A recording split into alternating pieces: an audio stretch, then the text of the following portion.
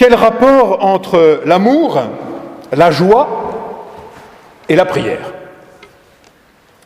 Demeurez dans mon amour, ce que je vous commande, c'est de vous aimer les uns les autres, et puis plus loin, je vous dis cela pour que votre joie soit parfaite, et enfin, tout ce que vous demanderez en mon nom, il vous l'accordera. Tout cela semble bien beau. Faut-il rajouter quelque chose? Y a-t-il passage de la Bible plus simple, plus clair, plus limpide que ces versets? L'amour, la joie et la prière. Et pourtant, et si ici précisément résidaient peut-être les plus grands malentendus de toute la théologie et plus particulièrement du XXe siècle? Commençons par l'amour. Enfin, en quoi aimer serait-il notre spécificité ultime? Il n'est qu'à ouvrir les yeux pour voir l'amour à l'aise et à l'œuvre ailleurs que dans nos églises. Et heureusement. Il n'est que de lire les poètes, écouter les chanteurs pour entendre l'amour évoqué et invoqué de la plus belle des façons. Davantage même, quelle est donc cette scandaleuse prétention que nous autres chrétiens, nous avons à nous octroyer la spécificité de l'amour, comme si les autres ne savaient pas faire?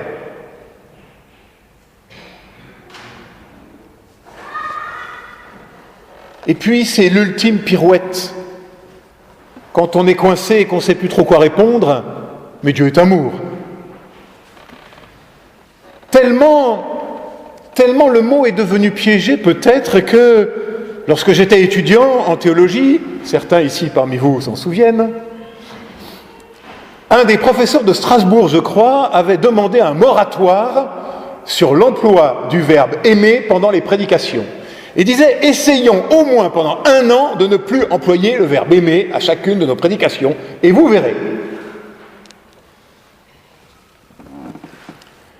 Ce que je vous commande, c'est de vous aimer les uns les autres. Ce que je vous commande. Et là réside un premier problème. Comme Freud l'a mis parfaitement en lumière, je cite, « Pourquoi serait-ce là notre devoir ? Et avant tout, comment arriver à l'accomplir ? Comment cela serait-il possible ? Car oui, comment commander l'amour ? L'amour est très exactement ce qui ne se commande pas. Nous le savons tous, on ne commande pas ses sentiments et on ne peut pas aimer tout le monde. Et là, Freud a raison. Davantage même, ces mots de l'Évangile nous sont parfois devenus source de souffrance, de culpabilité, de malheur peut-être et de tellement d'hypocrisie surtout. Sous prétexte d'aimer, nous avons parfois bâillonné entre nous la vérité, nous avons violé nos sentiments, nous nous sommes interdits de dire à un tel « Écoute, toi tu m'énerves et ta tête vraiment me revient pas ».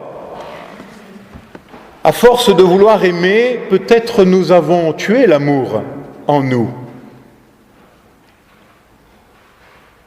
Mais surtout, et c'est le second problème, laissez-moi vous le confesser sans fard, je ne sais pas pour vous, mais moi j'ai appris au moins une chose, c'est que je ne sais pas aimer. Ou si peu que cela ne fait pas la différence. Lorsque j'étais adolescent, jeune adulte, j'avais tout misé sur ce seul mot, aimer. Et puis un jour, on se retrouve seul, nu, désespéré, désemparé. Et l'on prend alors confiance que le plus souvent, alors même que nous pensions faire du mieux, aimer du mieux que nous pouvions, nous n'avions laissé derrière nous que larmes, souffrances. Alors c'est vrai, nous avons chanté l'amour, nous avons prêché l'amour, nous sommes parfois devenus des moutons bêlants d'amour, mais incapables de le vivre en vérité. plus nous nous voulons les champions des sentiments, et plus nous nous réveillons comme des handicapés du sentiment. Et l'amour devient alors cette quête impossible, et le poète de dire « il n'y a pas d'amour heureux ». Alors, amour et joie, on avait là, dans le texte. Et puis d'ailleurs, l'amour, est-ce tellement si beau, si simple, si pur? Et c'est mon troisième problème. Les théologiens d'ailleurs et les mystiques du Moyen-Âge n'ont pas attendu Freud et Lacan pour découvrir et dire que l'amour, c'est peut-être un peu plus complexe que ça, et peut-être un des grands pièges tendus à l'homme. Car derrière ce mot se cache souvent désir de possession, d'aliénation de l'autre. Vous savez, c'est l'amour qui mange, qui dévore l'autre. Et combien d'enfants brisés, de vies saccagées, de couples détruits au nom même de l'amour.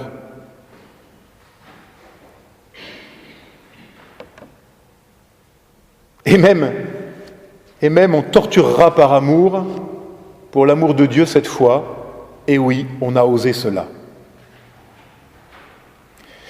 Ou bien encore, il y a l'amour qui se nie et se renie. Y a-t-il encore de l'amour derrière tout ça? Je pense à ces vers de Brel.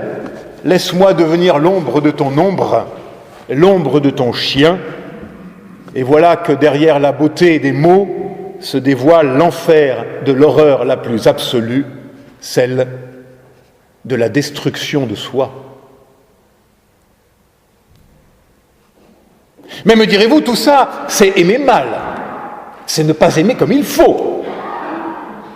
Alors, je vous l'accorde, mais vous savez, vous, aimer comme il faut? Moi pas. Et puis se dresse le premier argument de Freud. Le sentiment, ça ne se commande pas.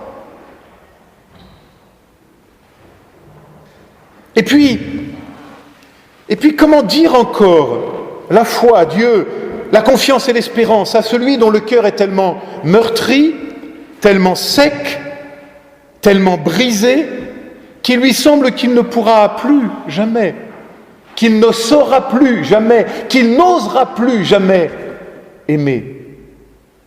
Celui-là, celle-là, doit-il être rejeté des bancs de notre Église? Mais que nous dit l'Évangile? Et si l'Évangile ne nous parlait pas de nos sentiments? Et si l'amour dont il est question ici n'avait rien à voir avec celui d'Aragon, de Brel et des romantiques, qu'en vérité nous sommes tous un peu?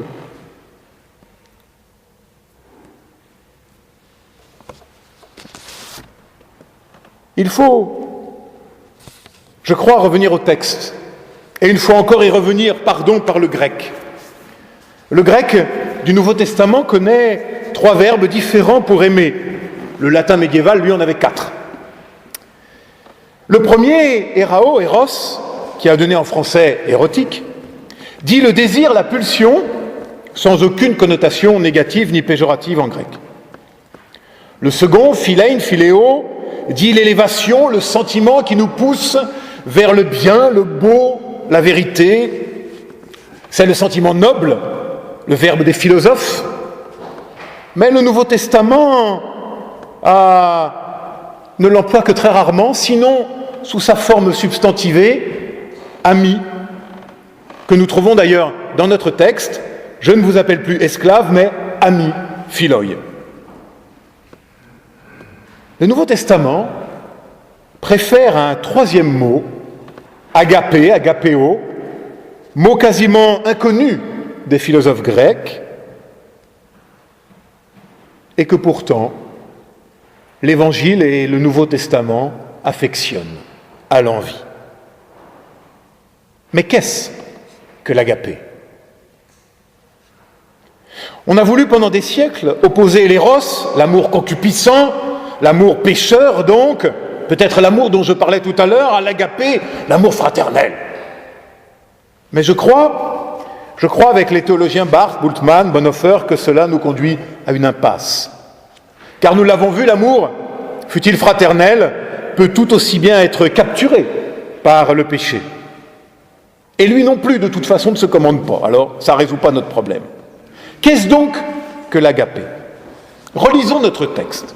« Si vous observez mes commandements, vous demeurerez dans mon amour, comme en observant les commandements de mon Père, je demeure dans son amour. » Et si l'agapé n'était pas le sentiment que j'éprouve, mais celui que je reçois. Et si l'agapé n'était pas le mouvement de l'homme vers l'autre, de l'homme vers Dieu, mais le mouvement de Dieu vers moi. Et si l'agapé était ce oui que Dieu dit à l'homme. Dietrich Bonhoeffer le dit admirablement. Il écrit « L'amour agapé est foncièrement différent de ce que nous entendons. L'agapé est le comportement de Dieu et non celui de l'homme. L'amour n'est pas une attitude générale, mais le don absolument unique que le Christ nous fait à la vie. En réponse à la question « Qu'est-ce que l'agapé ?», le Nouveau Testament nous renvoie de façon non équivoque à Jésus-Christ seul. Fin de citation. Alors à cet agapé divin répond l'agapé humain, le oui que nous disons à Dieu comme une réponse à sa grâce devant le oui premier qu'il nous dit. Ainsi, je vous propose que nous traduisions agapé dans son sens premier, attesté par mon gros dictionnaire grec. Vous savez, je suis encore d'une génération, on a des dictionnaires papier. Accueillir avec affection, spécialement un enfant. L'agapé, c'est ce mouvement qui nous fait, vous savez, nous agenouiller et nous ouvrir les bras pour accueillir l'enfant de 11 mois, 12 mois, 13 mois qui fait ses premiers pas. C'est cette attitude-là d'accueil au ras du sol de celui qui vient.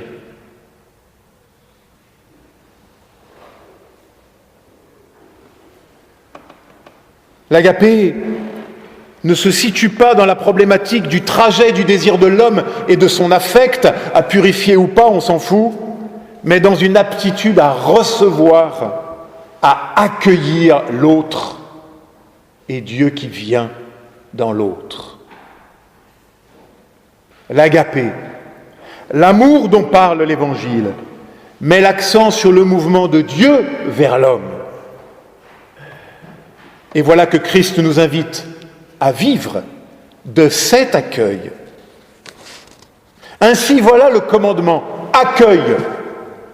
Ouvre-toi à Christ, à sa parole, à sa grâce, à sa puissance de vie.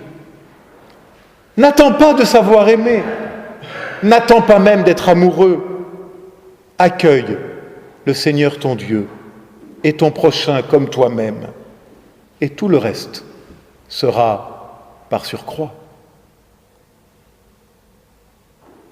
L'amour agapé est ouverture. Ouverture à la parole, ouverture au silence, ouverture à l'écoute.